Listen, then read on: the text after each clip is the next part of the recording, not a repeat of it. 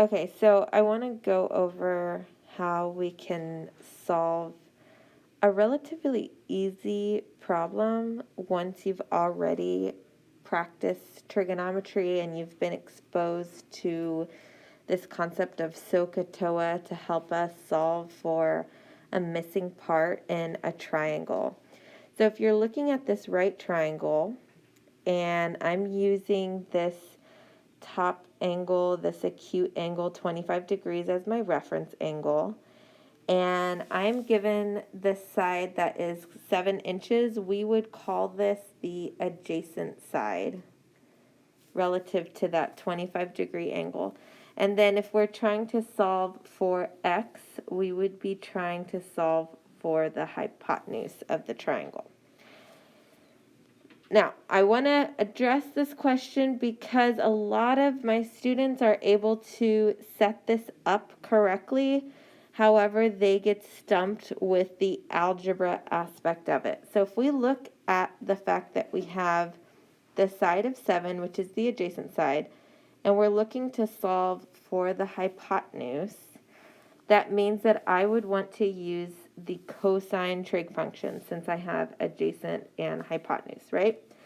So I would set up my equation. Cosine of 25 degrees is equal to the ratio of the adjacent side over the hypotenuse. A lot of my students can get to this step. From here, that's whenever I'm noticing more students are struggling because they're trying to solve for a variable that's in the denominator. So I want to show you multiple ways that we could solve this exact question. One approach is to eliminate having this fraction where x is in the denominator. So if I want to get x out of the denominator, when you have something in the denominator, that means you're dividing by something.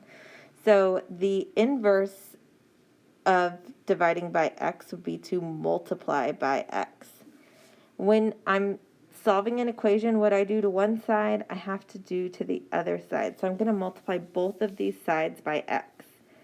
So I have x times cosine of 25 degrees is now equal to 7. The x in the denominator right here cancels out with this x that's in the numerator. Since you're multiplying by x, those cancel out. Now, if I want to isolate the variable and I want to get x by itself on the left side of the equation, right? So that means I have to get rid of this cosine of 25 degrees. I know some people think that we're going to subtract cosine of 25 degrees, but you really need to ask yourself what operation is happening.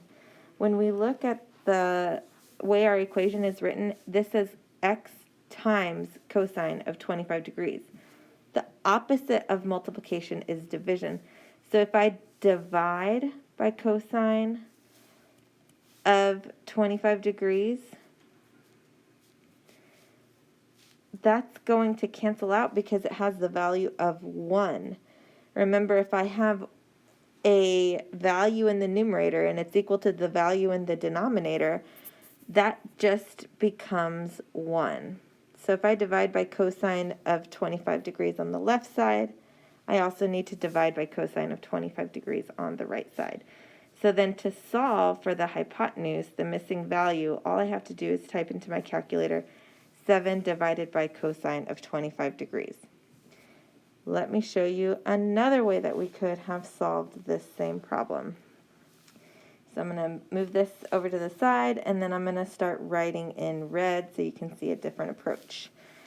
So one way to think about it is if you want to have the if you want to have the x in the numerator, what we could do is take the reciprocal of both sides of my equation. So basically what I'm doing is I'm flipping the numerator and the denominator on the left and the right side of my equation.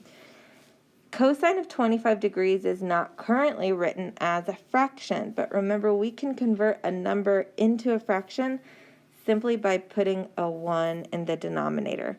So now I'm going to show you what we have here. We have 1 over cosine of, okay, so this becomes 1 over cosine of 25 degrees is equal to x over 7. All right.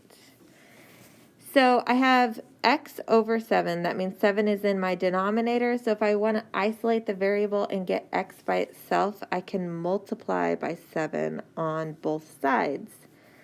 So if I multiply by 7 on both sides of my equation, on the left side, 7 goes into my numerator. Since when I multiply fractions, you multiply the numerator times the numerator, denominator times the denominator. And then on the right side, I'm left with x all by itself because we canceled out the 7 here. The 7 cancels out with that 7. So again, this is just an alternative way for you to see that we're going to reposition the equation to where we're solving for what's in the denominator. Okay, I hope that was helpful.